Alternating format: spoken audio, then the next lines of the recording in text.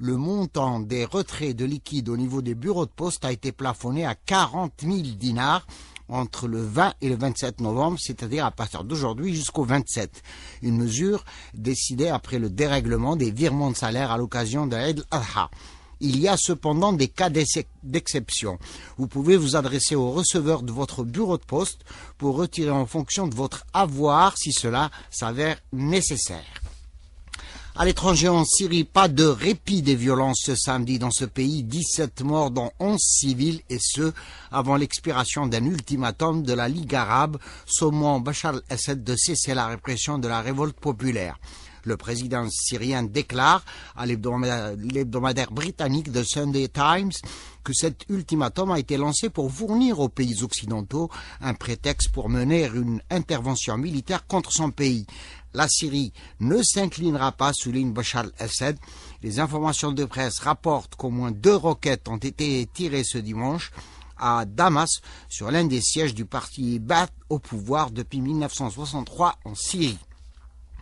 Libye, les appels au jugement de Saif al-Islam Kadhafi devant la Cour pénale internationale se multiplient après l'arrestation dans le sud de la Libye du dernier fils en cavale de Muammar al-Kadhafi, recherché pour crimes contre l'humanité. La Cour a souligné que les autorités libyennes avaient l'obligation de leur remettre le fugitif.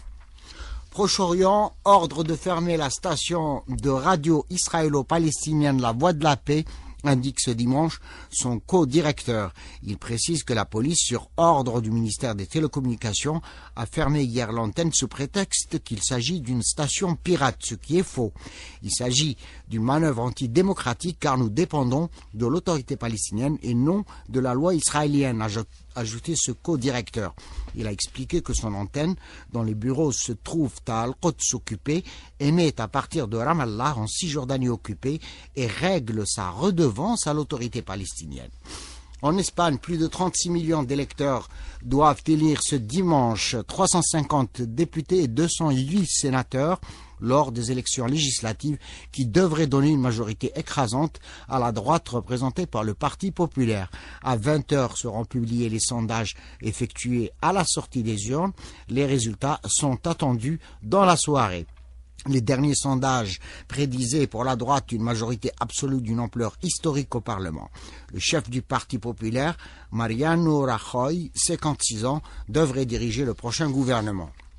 En Arabie Saoudite, 2 personnes ont trouvé la mort et 46 autres blessés lors d'un incendie survenu samedi dans une école privée pour filles dans l'ouest du pays. Les équipes de défense civile, soutenues par 4 avions, sont intervenues pour maîtriser ce feu. 700 élèves, 110 enseignantes et 32 employés de l'école ont été secourus et évacués. Prochain point de l'actualité, 11h. Si 4600 Algériens ont choisi Kangoo, c'est parce que c'est tout simplement le bon choix, de par sa modularité intérieure et son design résolument moderne. Choisissez Renault Kangoo à partir de 1 675 000 dinars et choisissez la qualité Renault.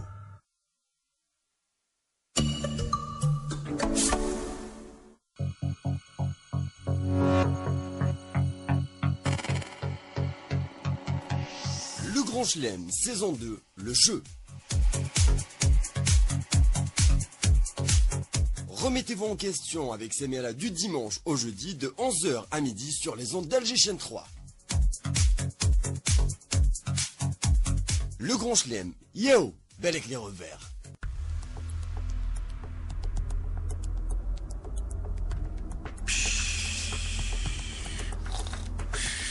Hé, cher Cédric, réveillez-vous, va falloir y aller, là. Hein? Quoi? Mais c'est l'heure de la sieste, Chabarsara. Oh purée, attendez, je vais vous faire une piqûre de mémoricine et ça va aller. Aïe! Oh oui, je sens que ça me revient. Mais oui, on doit faire ensemble le magazine de la bonne souvenance, c'est ça?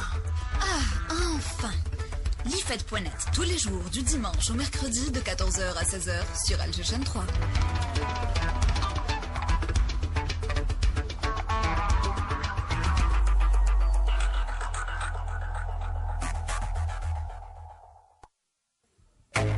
Grain de sel avec Algérie Télécom.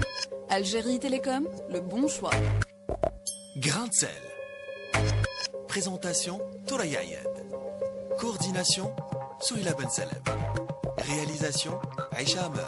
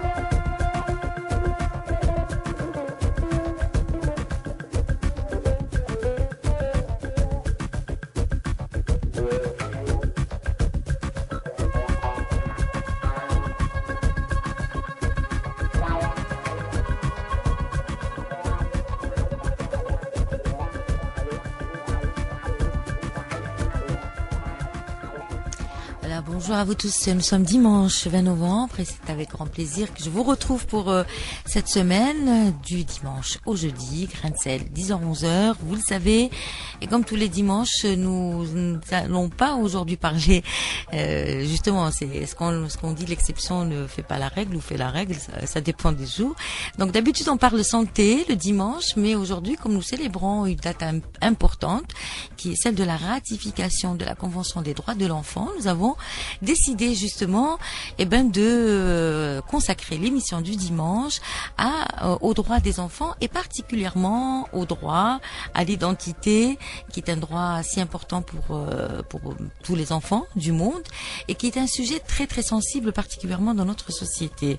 Donc à travers le témoignage d'une invitée que je vais vous présenter dans quelques instants, nous allons aborder la question d'abord des enfants privés de famille. C'est comme ça que l'UNICEF appelle ces enfants qui sont soit dits abandonnés ou soit orphelins.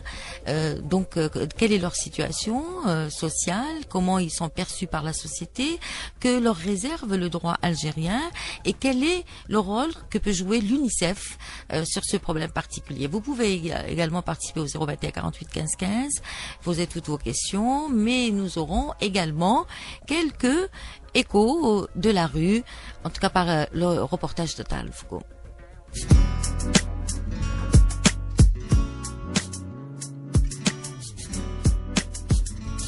Nous sommes nos propres pères, si jeunes et pourtant si vieux, ça me fait penser.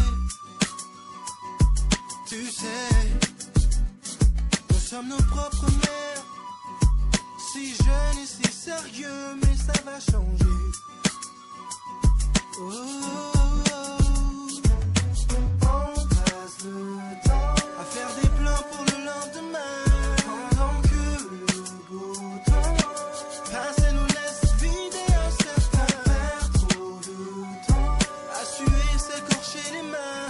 À quoi ça sert si on n'est pas sûr de voir demain? À rien.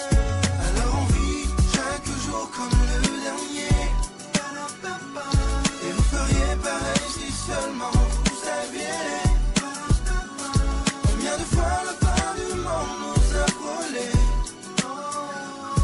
Alors on vit chaque jour comme le dernier, parce qu'on vient de loin.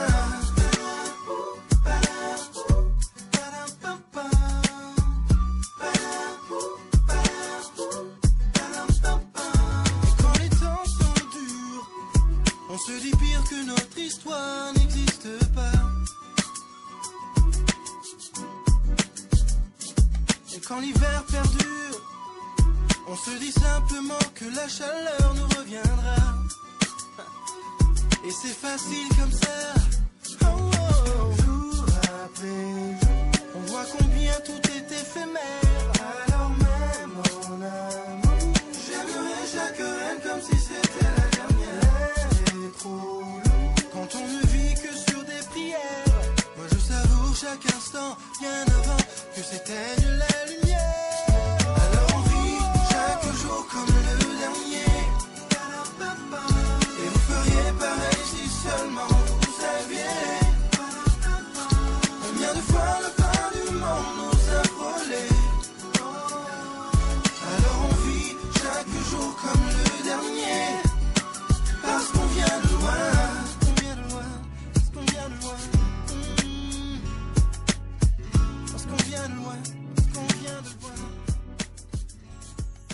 Voilà, il est 10h10 Wahiba s'impatiente déjà. C'est son émission. Hein. Aujourd'hui, en quelque sorte, on l'avait préparé ensemble. Donc, on va présenter d'abord nos invités. Il y a la représentante de l'UNICEF, Madame Doria Merabtine. Bonjour. Bonjour.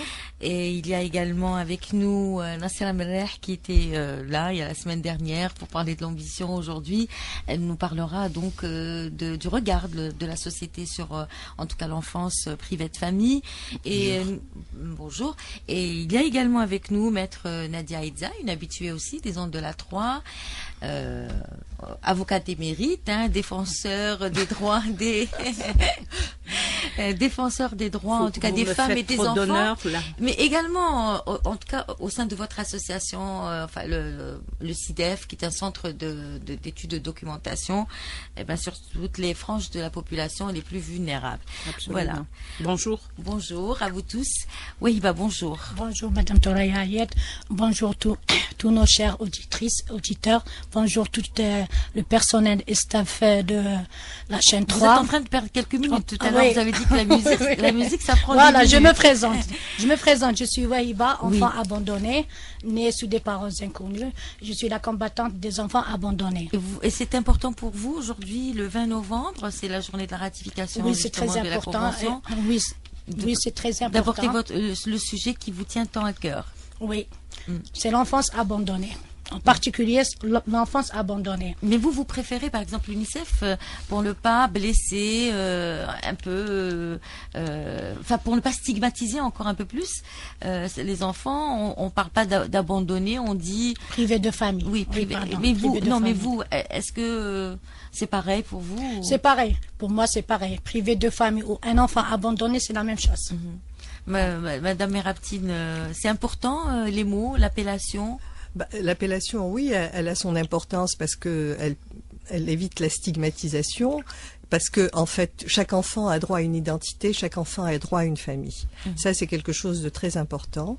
Et aujourd'hui, il y a justement un retour, c'est-à-dire qu'aujourd'hui, on se rend compte que les institutions ne sont pas le meilleur endroit pour accueillir des enfants.